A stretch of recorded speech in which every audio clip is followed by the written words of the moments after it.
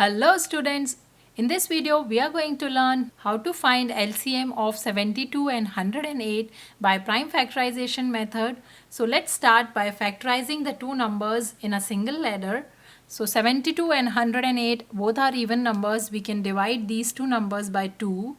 2 times 3 is 6, 1 is remainder, this becomes 12, 2 times 6 is 12.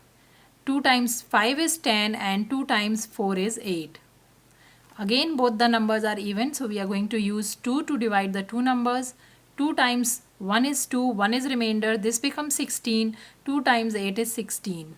2 times 2 is 4, 1 is remainder, this becomes 14, 2 times 7 is 14.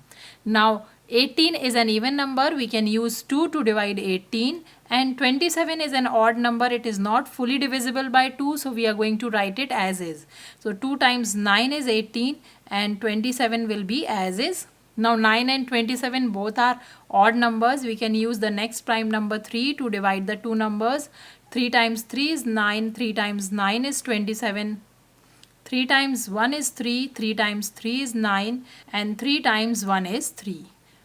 Now both the numbers are fully divided. We are going to stop here and the LCM of the two numbers will be the product of all the factors which are on the left hand side. So 2 times 2 times 2 times 3 times 3 times 3 is the LCM of the two numbers.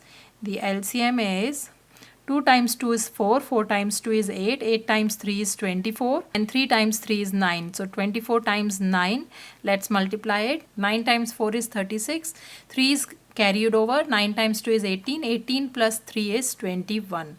So the LCM of 72 and 108 is 216.